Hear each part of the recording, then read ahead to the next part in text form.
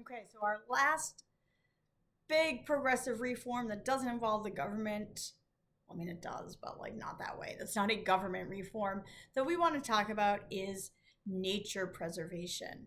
And especially today, this is super important. So, Teddy Roosevelt, as president, really wants to protect public land. And he really sees what could happen if we don't. So, he appoints Gottfried Pinchot as the first chief of the U.S. Forestry Service. And if you've ever been out west, you know what Teddy's talking about.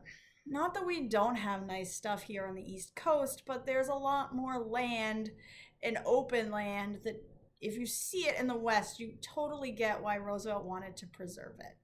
And the goal of the U.S. Forestry Service is to create nature habitats on federal land so that they can preserve the nation's environmental beauty and protect it from development and commercial use. This is very important in an age of urbanization and industrialization.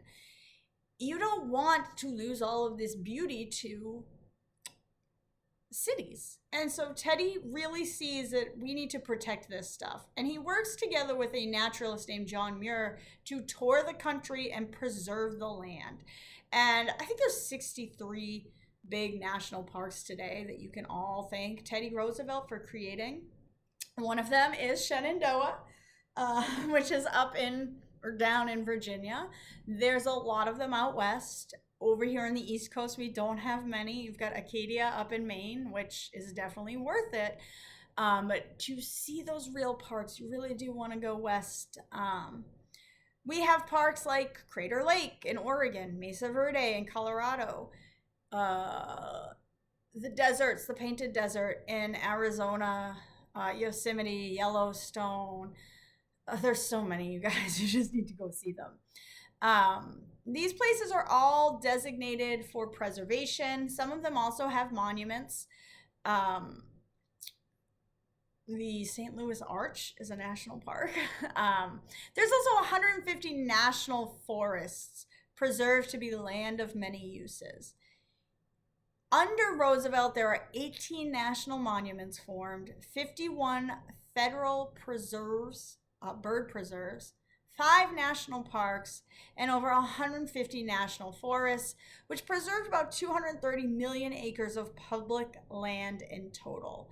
And one of the best reasons for this is in Roosevelt's own words.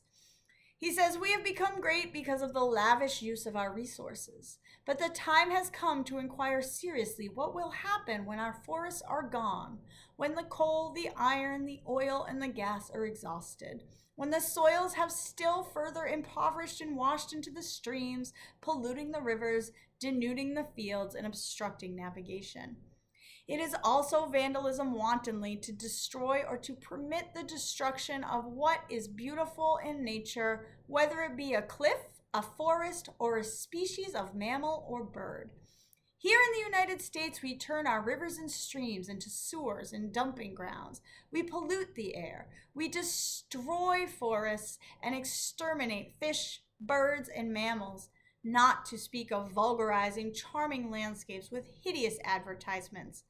But at last, it looks as if our people are awakening." The national parks are probably one of the best things that this country has. The government should be protecting them. We should be protecting them.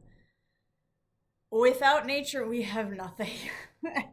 This is not meant to be an advertisement for the national parks, although, hey, look at that. You should get an America the Beautiful pass. Maybe don't do it this year because the pass itself isn't so beautiful this year. There may be an orange portrait on there that a lot of people don't want to look at. But the pass itself gets you into the national parks for free. And the pass is $80, but there's so many, you guys. You can get them. You should get them. Take time to go see these places. This is all we have. This is our only land. And I've been to a handful of them. I would hope to get to all of them. Um, Maybe someday I'll be a park ranger. Who knows?